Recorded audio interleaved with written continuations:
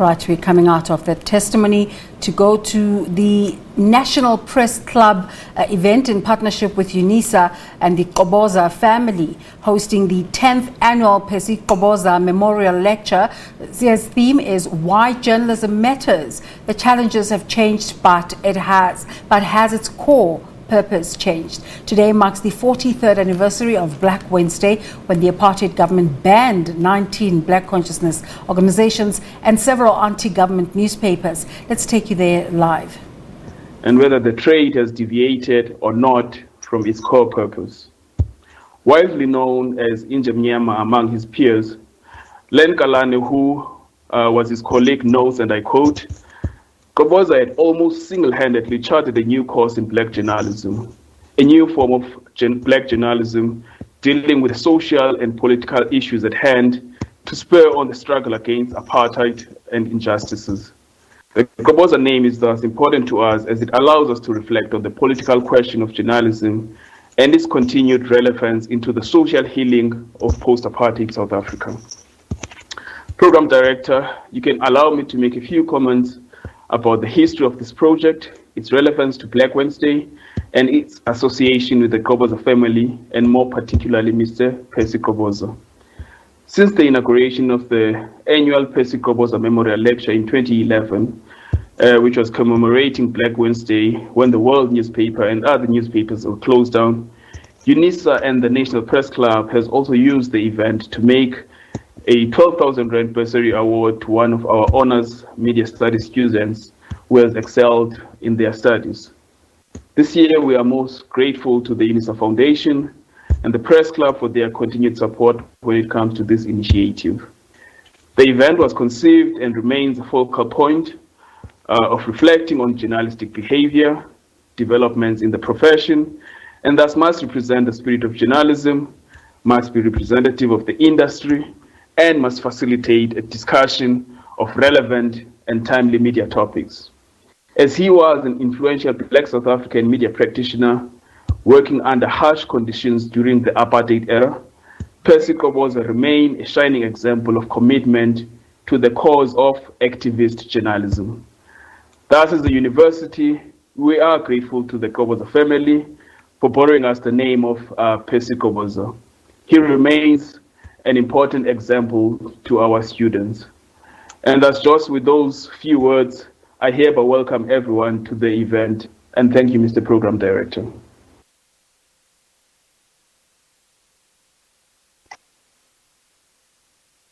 Thank you, Prof. Thank you very much for succinctly capturing the nature, the purpose of this event, this very most important event. This lecture is coming at a time we are experiencing serious challenges in the way people consume media products. What we have learned over the years has been turned upside down by, among others, the digital revolution. And we all know the result of that. But the question remains, colleagues, does our business or our industry really matter? Has our core purpose changed at all? To look into this topic, we are pleased today to be in the company of South Africa's Press Ombudsman, Pippa Green, who will expand on this topic.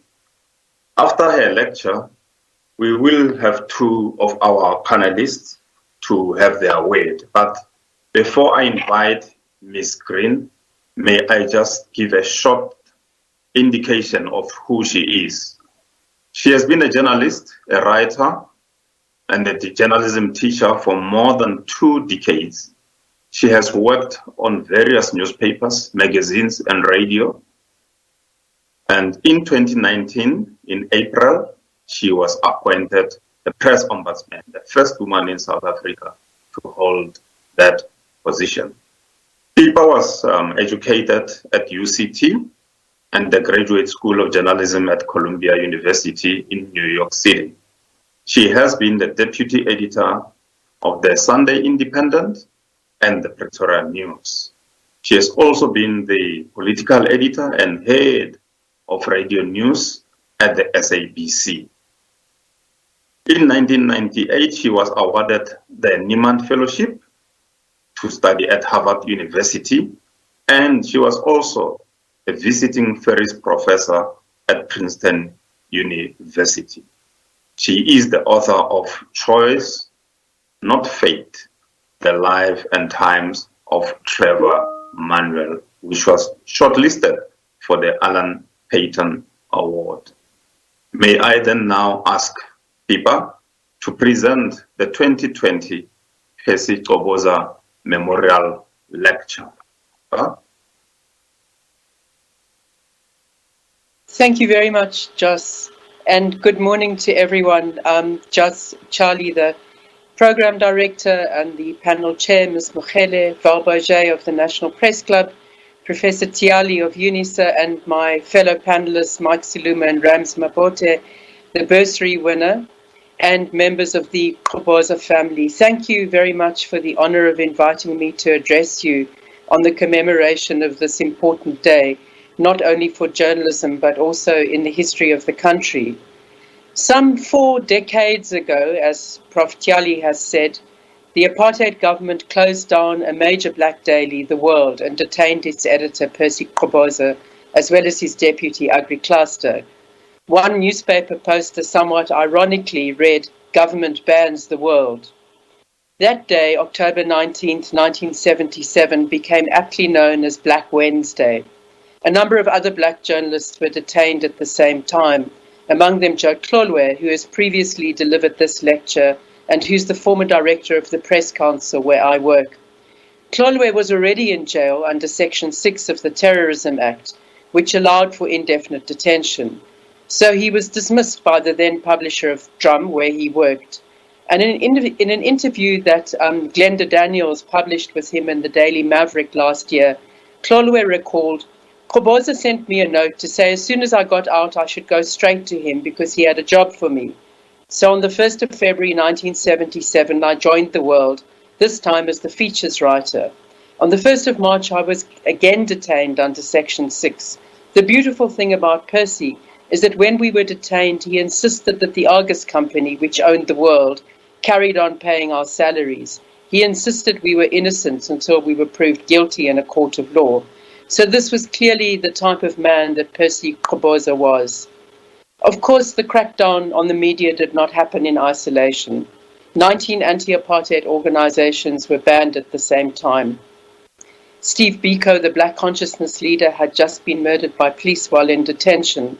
So the crackdown on the media was much more than an attack on the media alone, as historian Malisela Lebelo pointed out in City Press yesterday. It was the beginning of a period of severe repression against opponents of apartheid, which ended in the late 80s with successive states of emergency.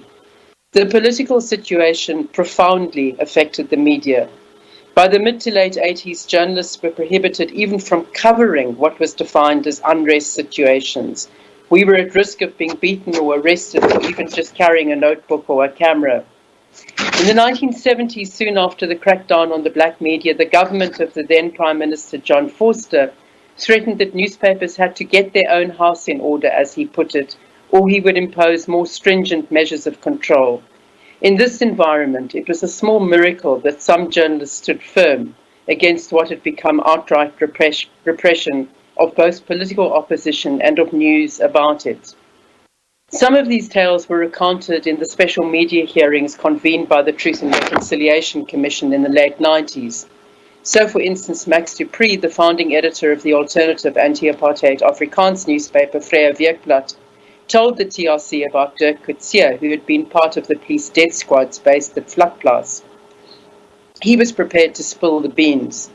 Coetzee had approached mainstream newspapers to tell them the horrendous stories of extrajudicial police killings, but they dismissed him. In fact, the then crime reporter of the Star, Craig Kotze, wrote a story calling him a psychopath. Kotze, as it later turned out, was a security police spy. The handful of alternative newspapers, Vrye Weekblad, the Weekly Mail, and New Nation under Zwelaki Sisulu, broke various stories about the state violence of the late apartheid era, about Vlakplaas, about the police supplying arms to what was then Inkatha, about the letter bombs sent to various political opponents that killed or injured them.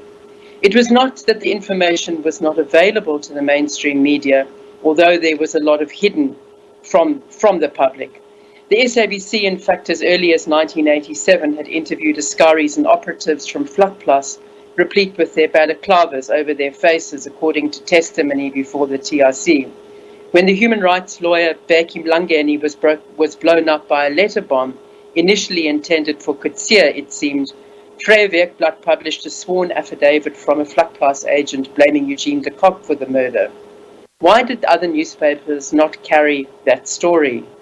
As Dupree told the Commission, if the mainstream newspapers and the SABC had reflected and followed up on all these confessions and revelations, every single one subsequently proved to have been true, the government would have been forced to put a stop to the torture, the assassinations, and the dirty tricks.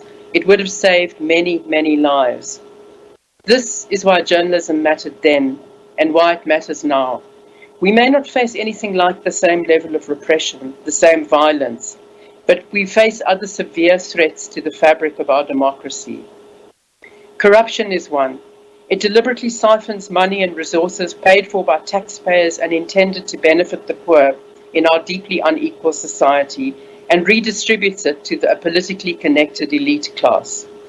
The work of the Daily Maverick convened team that included News 24 and the investigative news agency Amabungani, exposing the extent of state capture through what is now known as the Gupta leaks, is one example of how journalism can hold those in power to account and how it can protect the fabric of democracy. But as praiseworthy as that work has been, journalism today faces other major threats. Some are economic.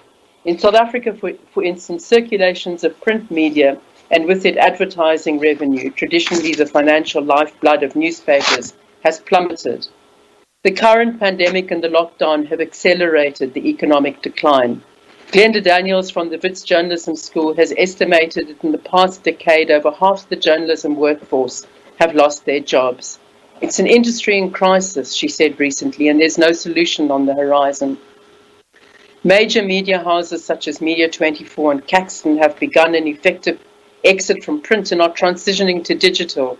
Several magazine titles have been closed.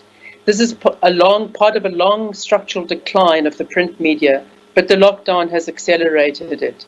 It is what Professor Tawana Kupe in an article in the Pretoria News today described as a perfect storm. Underlying the threats to the financial structure of the print media is what has been mentioned here earlier today, is the rise of social media, and with it the instantaneous, quick, and often false news that gets spread on it. Proper journalism has to be about accountability. It has to be about verification and about respect for truth. In their seminal book, The Elements of Journalism, Bill Kovacs and Tim Rosenstiel simply and eloquently spell out 10 key elements that distinguish journalism from other forms of communication. Among these, for me, the most important are: journalism's first obligation is to the truth, its first loyalty is to citizens, its essence is a discipline of verification, its practitioners must maintain an independence from those they cover, and it must serve as an independent monitor of power. The problem with social media is that obligation to the truth and the discipline of verification frequently come second to clickbait, rumor, and outright propaganda. In South Africa, we experienced a deliberate social media campaign as a pushback to the exposés on the Guptas and state capture, run by a PR company based in London to redirect attention to what it called white monopoly capital. Across the world, we have seen similar campaigns by the largest purveyors of both information and disinformation in the history of humankind, social media platforms. In a fascinating article in the New York Times this weekend on the First Amendment, America's rough equivalent to Section 16 of our Constitution, which guarantees freedom of expression with some limitations, the writer Emily Bazelon points out that while freedom of speech was founded in an environment where constitutionalists and perhaps idealists believed that good ideas would triumph in an open marketplace of expression, today that is not necessarily the case. In the US, social media platforms are used by right-wing news organizations to deliberately spread disinformation. One Sinclair ran an online interview earlier this year claiming that Anthony Fauci, head of the Federal Center for Disease Control, had manufactured the coronavirus. Breitbart, another right-wing outfit, posted a video after US President Trump had claimed that I have to pronounce this properly, hydroxychloroquine was a cure for COVID-19, apparently endorsing this. It was viewed 20 million times before Facebook took it down. So it's no surprise that Dr. Fauci, as I read this morning, now has to have federal guards because of the extreme death threats he has faced. Lies, as Basilon points out, go viral more quickly than the truth. Whereas in traditional news organizations, the old gatekeepers may have been vigilant news editors and subs, the new gatekeepers are now Facebook, Twitter, and Google. False messages forwarded on WhatsApp and Facebook have spurred ethnic violence and hatred towards minorities in India, Myanmar, Sri Lanka, and Bangladesh. We know, too, they have interfered with electoral processes in various parts of the world. Maria Ressa, the Filipino editor who was recently arrested and charged with 8 counts of criminal defamation for a story, as she points out, that she neither wrote, edited, nor supervised, gave an illuminating interview to the Mail and Guardian's Athandiwe Saba recently, some of which was screened at the recent Sikovile Awards. Around the world, she says, our information ecosystem has been turned upside down by the new technology. She, in particular, faces the problem of an authoritarian government who has charged her with cyber libel, a case, she says, which is meant to bankrupt her news organization. She warns that the gatekeepers of news are no longer traditional news organizations. The world's largest distributor of news is Facebook, and there's no easy way to distinguish between facts and lies. How can democracy work, she asks, if we don't have facts? Added to this assault on facts is the power of talk radio. Although it's not strictly news, it's nonetheless very influential. In the United States, some 15 million listeners tune into talk radio stations every day, the vast majority of which are extremely conservative. Many have pushed the agenda of the Trump administration and have spread COVID denialism. Paul Matzko, the author of a book called The Radio Right, writes about their disproportionate influence. For instance, one of the most famous talk show or infamous talk show hosts, Rush Limbaugh, recently honored by Trump, pushed for what he called the Limbaugh laws on immigration, requiring immigrants to speak English and barring them access to government services, among other things. Matzko argues that this has played a big part in steering Republicans towards the virulent anti-immigration stance of Mr. Trump. In South Africa, radio is still the biggest medium of news in the country. Some 38 million people get their news principally from radio. But today, talk shows rather than news and current affairs abound. This is not to say that we have anything like the virulence on our airwaves equivalent to the United States. But by definition, talk shows depend on self-selected callers to provide the content. Although some of the presenters have been or are good journalists, the talk shows do not operate in a milieu where, to cite Kovacs and Rosenstiel, the discipline of verification plays a major role. This is because the big broadcasting companies, including now even the public broadcaster, which has stripped its shows of news and current affairs and replaced it with talk shows, have disinvested in news and redirected resources to a handful of presenters. Sometimes they interview interesting analysts, but much of the content is call-ins. The public is deprived of in-depth news from courts, commissions, or far-flung rural areas where about 40% of our population still live. We see this with the explosion of emotions in Senekal that have taken us by surprise, how we have missed out on the background and context of reporting. The newsrooms that service the bulletins operate on tight budgets, and there are scant resources for reporting. We also live in an age where those who wield power or have hidden agendas can and have influenced the media to bend the truth. In Anton Harber's excellent book, So for the Record, that examines both the best and worst of journalism in the past decade, he shows how its credibility has been undermined by relying on sources that turn out to have powerful political agendas. So, for instance, one of the main sources for the stories about the so-called police death squads in Cato Manor and the blame cast on the then KZN head of the Hawks, General Johan Boysen, was in fact Thoshan Pandey, a man whom he was investigating for fraud and corruption. Pandey, all these years later, has recently been arrested in relation to those very charges that Boysen was investigating.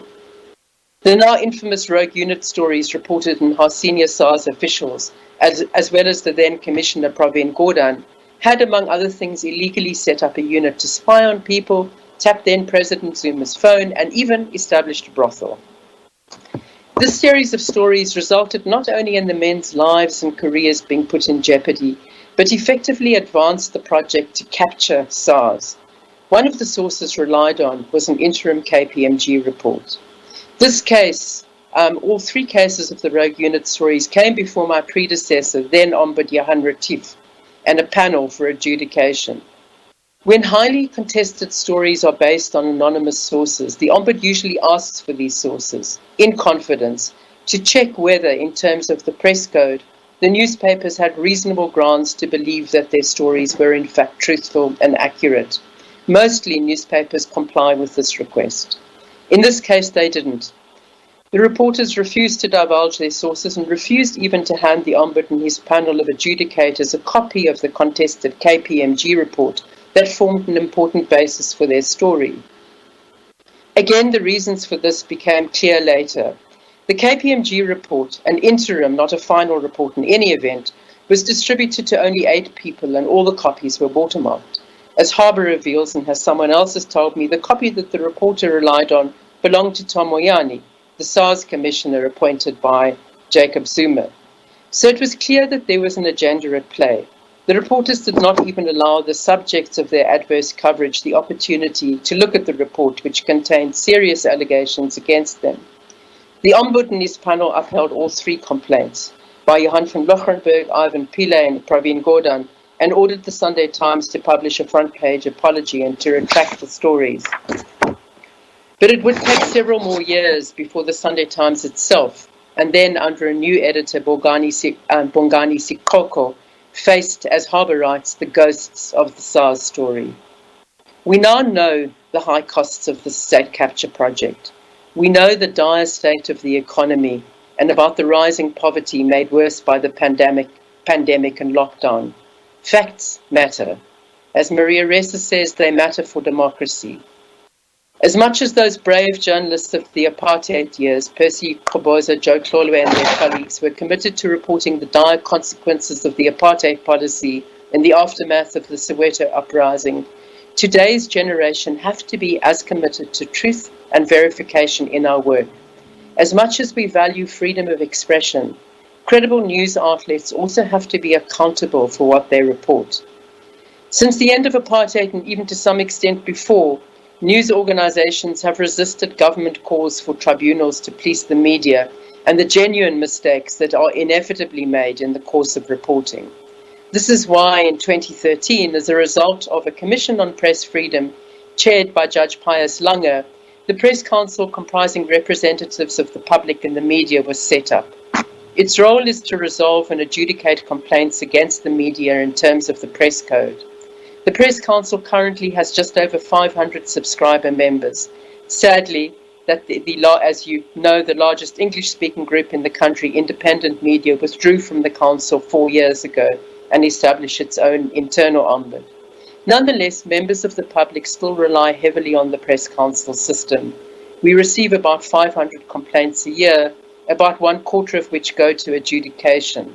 The rate of compliance is very high, and various checks and balances are built into the system, such as an appeals panel chaired by Judge Bernard Ngwepe. This self-regulatory system is one way of establishing credibility and accountability in the media. Accountability is key. Next time you read a dodgy post on social media that postulates as news, ask yourself whether its authors subscribe to the press code or would be willing to be accountable in terms of any journalism standards. As Maria Ressa puts it, we must keep telling stories that matter. We must focus on the key issues of our age: climate change, rising authoritarianism, corruption, immigration, and economic crises, and tell these stories with accuracy and, unlike so much of social media, with empathy. If we do this, we will be upholding the legacy that Percy Qoboza and others have left us. Thank you very much.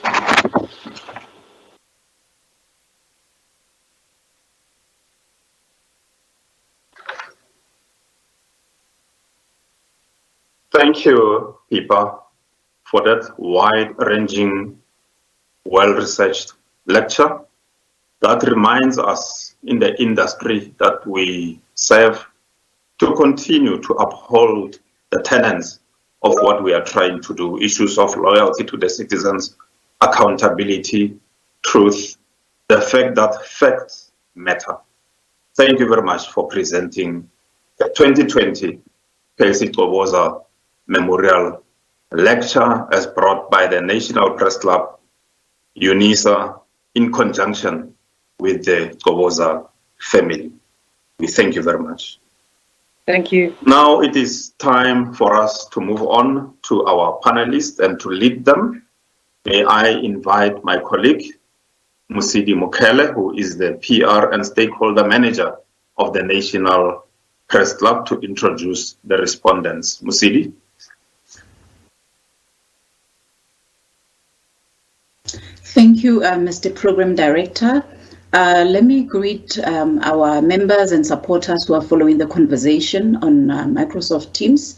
And just a request to them, if you would like to be part of the conversation, please remember to pose your questions as well as your comments through the chat box. At this moment, I would like to also extend a warm welcome to our two panelists, Mr. Mike Siluma, who's the Deputy Editor at the Sunday Times, as well as Mr. Rems Mabote, who is the digital broadcaster, a writer, and a reputation specialist.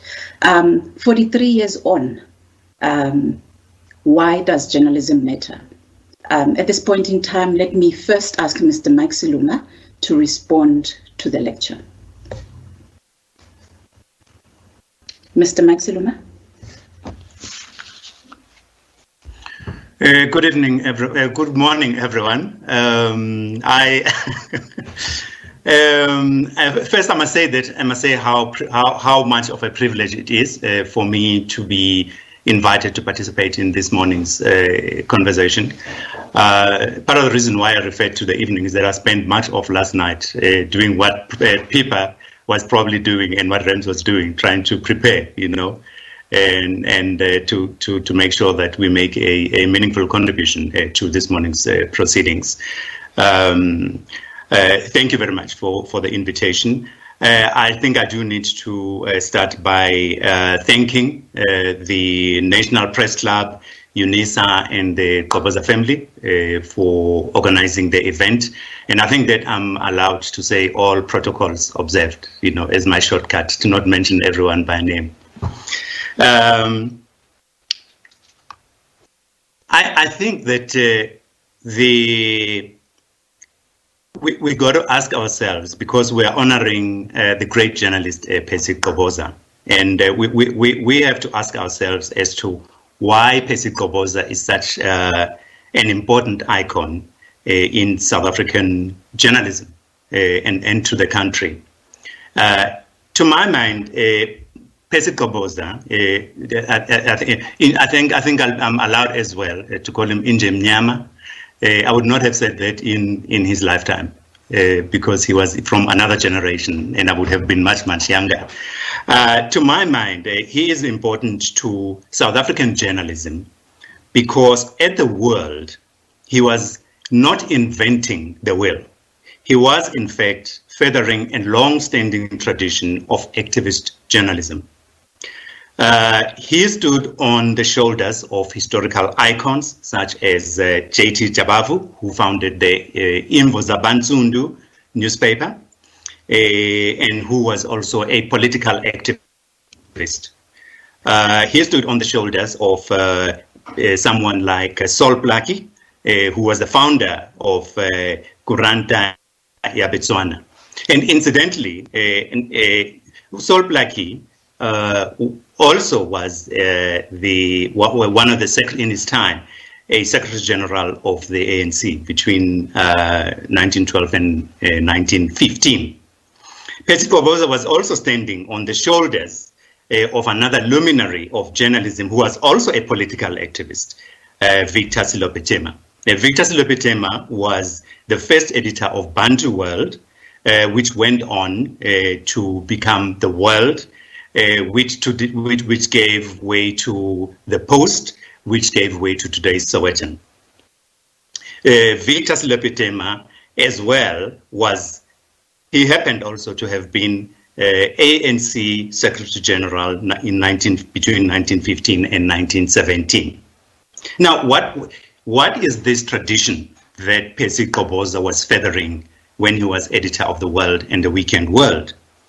It was a tradition of combining journalism and intellectualism in the quest, not for their own sake, but in the quest to bring about social change, to fight injustice in society, whether it was about land dispossession, whether it was about African disenfranchisement, or whether it was about forced removals.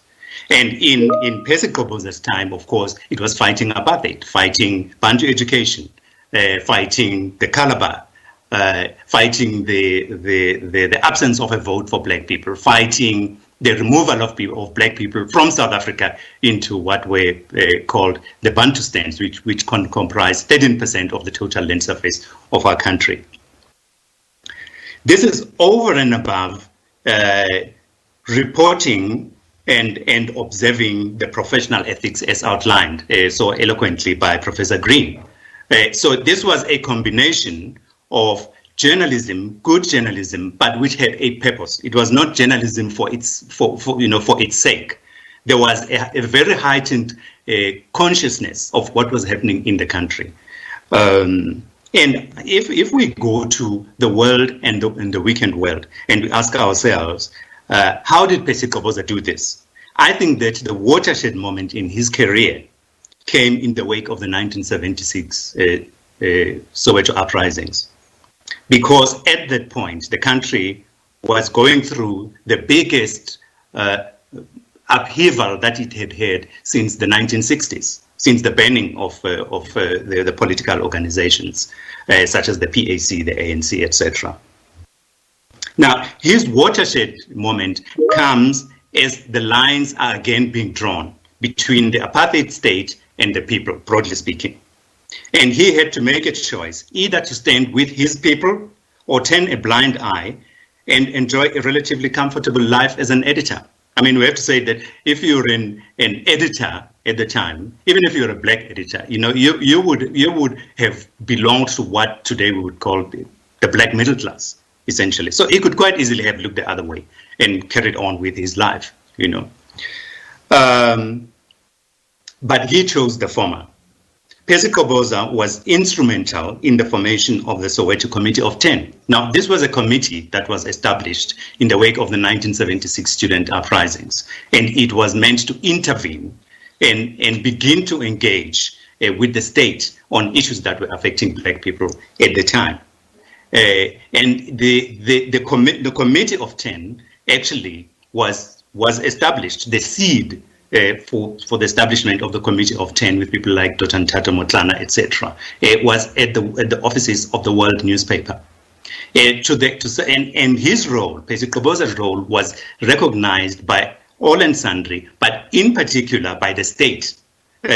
Often, some of the apartheid states spokespeople, particularly the ministers, etc., used to refer to the Committee of 10 as the Committee of 10 plus 1. And that plus 1 was Percy Qoboza. So for me, it was no coincidence that came October 19, 1977, the World and the Weekend World were banned, along with the other resistance organizations. Today, we remember Percy Qoboza for his contribution to journalism and to the country. We would like to see those of us who are working in the media space, who are working as journalists, whether as trainers or whether as active journalists, we would like to see ourselves as heirs of this tradition of journalism, heirs of this heritage that was furthered by Percy Qoboza when he was editor of the World and the Weekend World. But as we honor him today, What are we called upon to do as journalists and as media practitioners? When we see injustice in society, what do? Do we see our work as a mission to change society? Or do we see ourselves as mere reporters to say we need to keep an objective and mechanical distance away from what is happening in our society and say we are only here to report the facts? I would say that that is the challenge that we are faced today as journalists, to say that if we want to be the heirs of the heritage that was started by the Sol Plaatjes, the J.T. Jabavus, the Percy Qobozas, and also carried through, incidentally, in much later into the world, into the Sowetan, which was a successor of the World and Weekend World and Post through the program that was championed by the late Dr. Agri Klaste of nation building. I think that represents a different kind of tradition in journalism, where we report on what is happening, but also where we've got an active interest in bringing about change for the better in our society. I think I will stop there, Chairperson, and wait to hear what my fellow panelists are going to say. Thank you, Mr. Mike Siluma. Let me also give the opportunity to Mr. Rems Mabote to respond. Over to you, Khaiziri.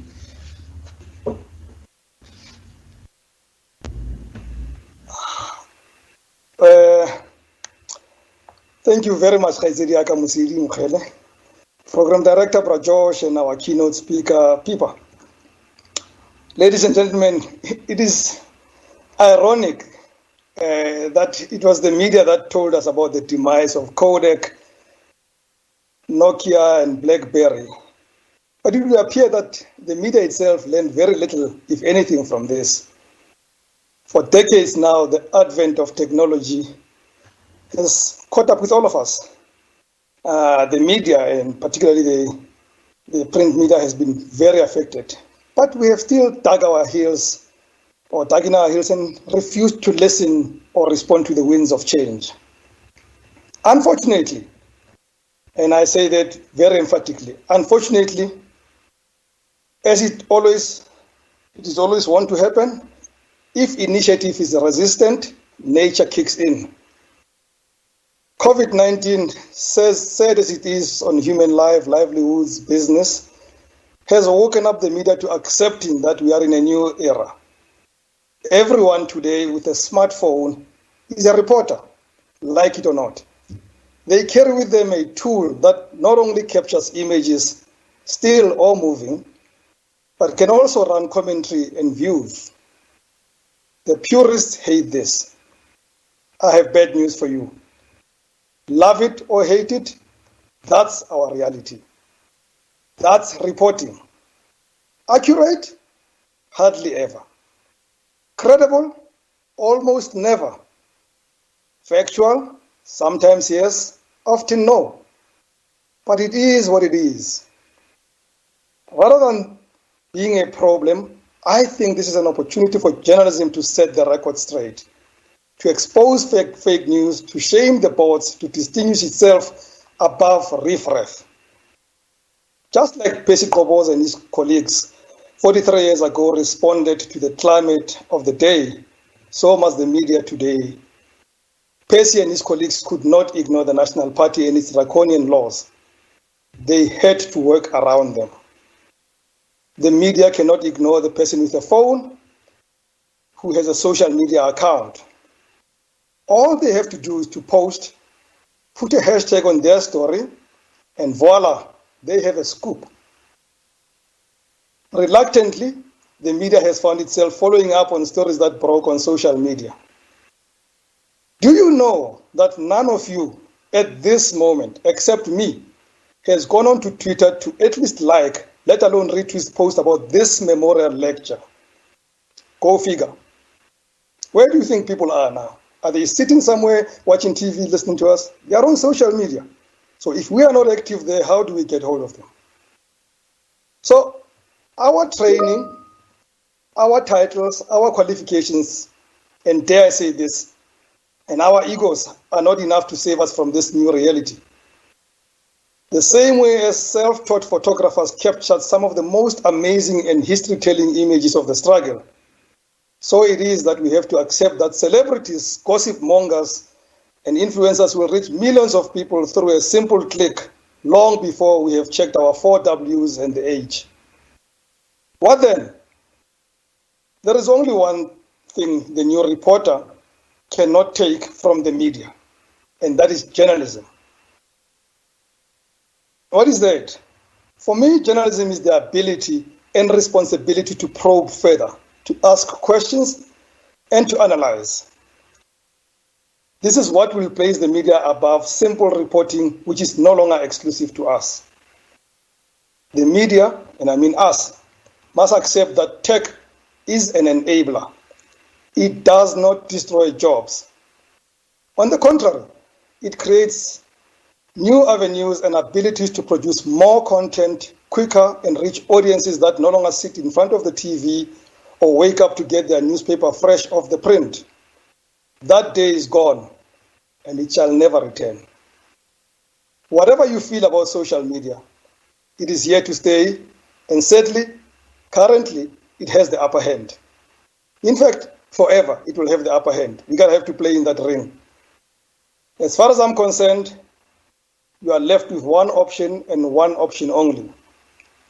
Digitize, digitize, for crying out loud, digitize.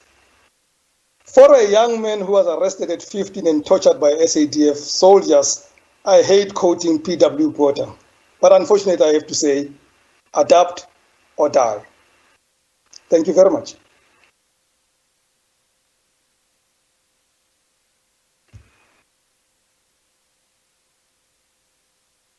Thank you very much, Rams.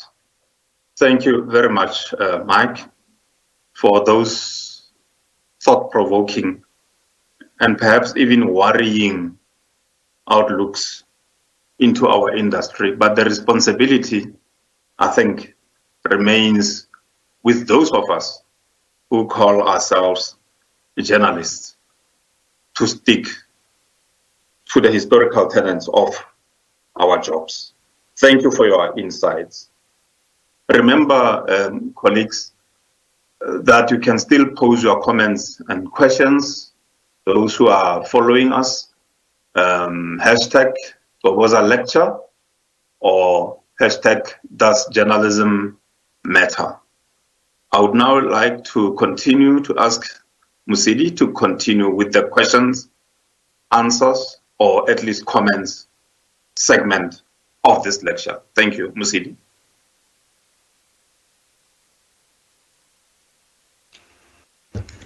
Thank you, Program Director. Let me perhaps remind our audience once more that to pose your questions or comments, you can do so by going to the chat box of this conversation and engaging with us there. The hashtags for today remain hashtag Qoboza Lecture and Does Journalism Matter? This recording, I'm told, will be made available on the National Press Club's Facebook page at a later stage. We are, however, broadcasting live through Unisa's MS Teams. It doesn't look like we have any questions as yet at this point, but perhaps I can ask Rems, you spoke about that naturally everyone who has a smartphone can essentially be a reporter. How do we then work around the issues of disinformation as a result of everyone being able to post and report on anything that they come across? Let me correct you by saying you say everyone who has a phone can be a reporter. I say they are a reporter. That's what it is. They're out there. We see them every single day. They post. And our job is to do much better. Our job is not to take nonsense like the Secretary General of the ANC claiming that he's going to be arrested Hollywood style and repeat it. Our job as journalists is to probe that further, is to ask the national prosecuting authority to ask the Hawks if there's an arrest pending. Is there a docket out there or a charge out there? That's our job. We trained to do that, to ask the why. It's a very important question that has no space in 280 characters of Twitter. We can ask the why. We can probe further, and if it doesn't hold, it doesn't publish, it doesn't broadcast. That's our job.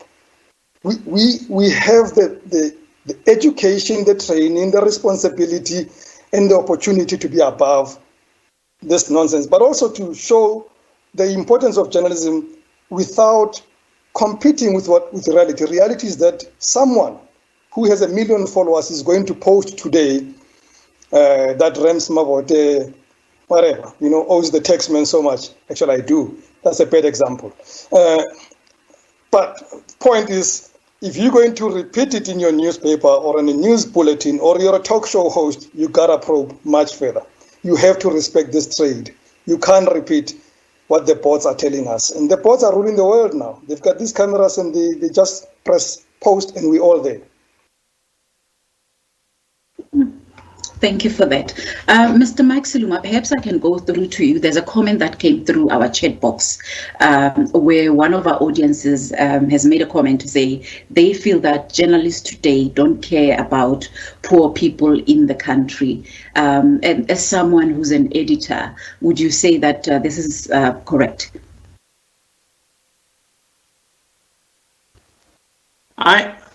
Thanks for the question. I think that that is a conversation that relates to, that is a reflection of power relations in society. In other words, what we have is a preponderance of media that caters for people who have money, who are able to attract advertisers. So that what you're going to end with is that you may find that a medium that has got a smaller number of, or a smaller audience is able to command far more revenue than a medium that is looking and addressing the issues that affect the majority of people in the country. So it is fundamentally an economics level. And added to that is that what you are getting as well is the issue of media chasing circulation and chasing audiences, chasing their ratings. So that and again, it ties into the question that was being raised by my panelist, Ramatina, that the push to get the ratings or to be the first to break a story is actually introducing a tension in the newsrooms or in the media, where people want to be first and wrong if necessary, and they accept that it's okay to be wrong as long as we're first, when actually we should be right first. And, we should be right and then be the first or second even, and be prepared to do this so that what we put out is accurate. But the initial question of a reflection of the interests of the majority of people in the media is an economic one, because the media in South Africa has to find money. In other countries, there is support for media across the board, irrespective of whether they have got, in inverted commas, whether they have got a predominantly bankable audience or not. So you've got state subsidies, etc., that deliberately go towards media that would otherwise not be found to be attractive to advertisers. In South Africa, the advertisers are actually driving the composition and the structure of the media in South Africa in terms of which audiences are being properly catered for or not. So I don't know if that answers. So we need to address not just the content of the media, but as a society, we need to address as well the funding of the media, to then look at the funding models of our media in South Africa. I'll give you an example. If you go into radio, for example, the biggest radio station, the last time I checked, was Ukhozi, right? With several million, by far the biggest radio station, right? But if we were to look at how much money Ukhozi makes in relative to some of the smaller regional stations which are catering for an audience that's regarded as bankable with a lot of disposable income, you're going to find that there are many of those kinds of stations that make far more money than a big station like Ukhozi. And it's a structural thing, it's an economic thing, it is a historical thing, it's also a political thing that needs to be addressed. Thank you for that. And perhaps I can take advantage of the fact that I still have you to do a follow-up question, which is posed by one of the audience members. And the question says, how do we get the investment needed in journalism at this time? I would imagine this is a conversation that perhaps has been happening within the leadership ranks of the various media houses. I think that an attempt has been made to promote the development of new media and community media through the MDDA. And my view is that we need to revisit the whole model of the MDDA, both in terms of how it is funded, but also how the funding is dispersed, so that it begins to address the core question that we're talking about this morning, of making sure that there is a greater representation of the viewpoints of the majority of South Africans in the media today. But Chairperson, can I just add something? Well, we're coming out of that 10th anniversary of the Percy Qoboza Memorial Lecture that was addressed by Pippa Green, who's the South Africa Press Ombudsman. Gave a very interesting talk there. But what I liked of what came out of there, they were asking, why is it important to remember Percy Qoboza? And they were saying he always allows us to reflect on the political aspect of journalism as we mark the 43rd anniversary of Black Wednesday. Let's take a break.